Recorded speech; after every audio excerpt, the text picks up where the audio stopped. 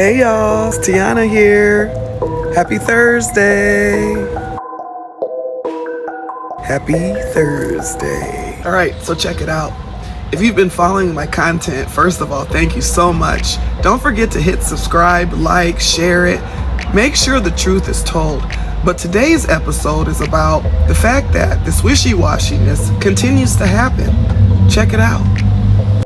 While I'm looking this up, and we're paused, is there any other concerns about the agenda? I have another concern about the agenda. So I have a concern under human resources. I noticed that this list of district right sizing and elimination is still being put on the agenda. And from my understanding, this would actually eliminate several positions of employees that live right in this community and that has been in the district for some time. She knew this was coming on March 26th. I think we've had some conversations, and I know Trustee Gavin also shared some concerns, and I'm not sure that we have received adequate correspondence to support district right size position elimination from a treasury standpoint. When we've talked about these things, we did not see the cost savings, and so I'm wondering why these positions are being eliminated. Well, that's interesting because back on March 26th, you sure had a lot of confidence that y'all knew what y'all were doing and that you knew how much money was being saved. Everybody has an opportunity to apply for these positions, but it is an over $1 million cost saving, $1.2 million, if I'm not mistaken, in the adjustment. So that we are voting on tonight is going to be restructuring. I talked to the CFO and the superintendent about 4:10 today, and one thing that we talked about is that I asked them, how would you feel if your name was on the list? And our CFO said she didn't have a problem with it. She is confident enough that we're making the right decision, that this is something that we must do in order to have a balanced budget in 3 years. So tonight, I support the restructuring of the chief positions being a start to this restructuring. I bring forth to you tonight the proposed restructuring of various positions within the district. You have been provided with the financial reasons for these decisions and human impacts. The board challenged me and my administration to find ways to reduce expenses while working to maintain the best learning environment for our students. My team and I, along with the Human Resource Committee, Finance Committee, and with legal counsel, have come up with a proposed plan that will streamline operations that will afford a future for the district. All right, to clarify, the district wanted to cut $2 million. Cutting the first round of staff supposedly cost 1.2, so they only had $800K more to cut. And now, months later, they're still acting like they don't understand what these cuts are. Why these cuts? There's no plan for these cuts. Was there a plan in the first place? Why were the cuts even made?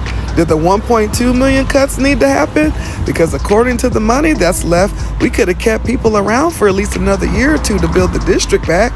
And if the facts and analysis and reasoning is actually true, because in our finance meeting and also HR, we were informed that these things were not due to budget cuts. And so just... What?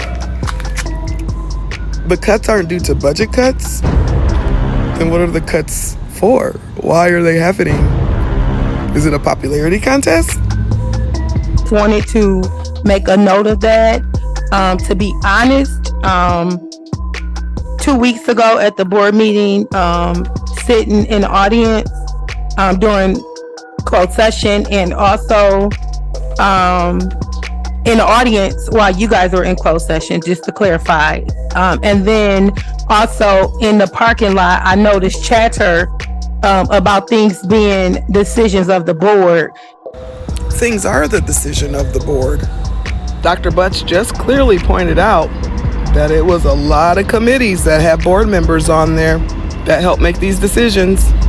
Kind of like this time when you sat there next to Dr. Butts and changed the staff report right in the meeting, then changed to decide to vote in a meeting that wasn't even supposed to be a voting meeting.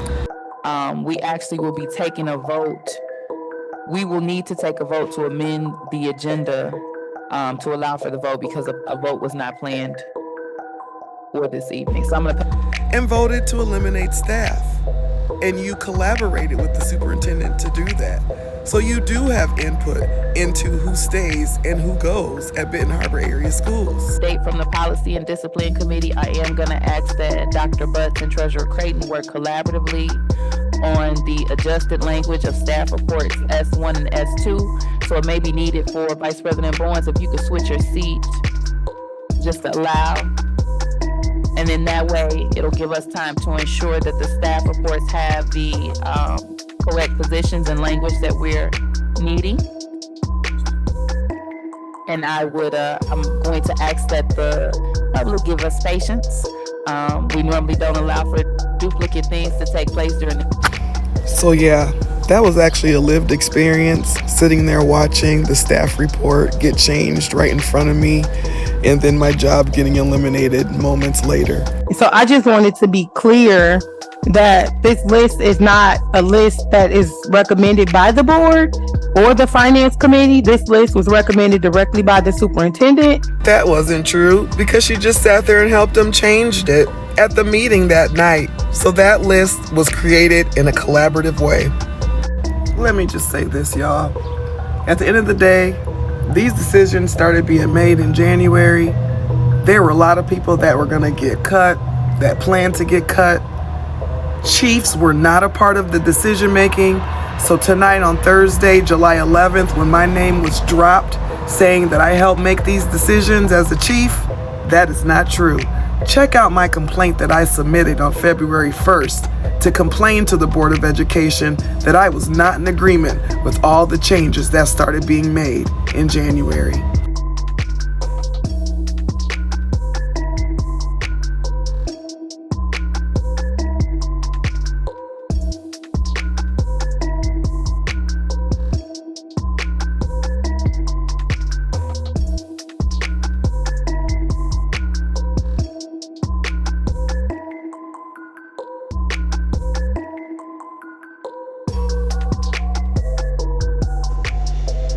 Yeah, the board should do a better job listening to their staff members.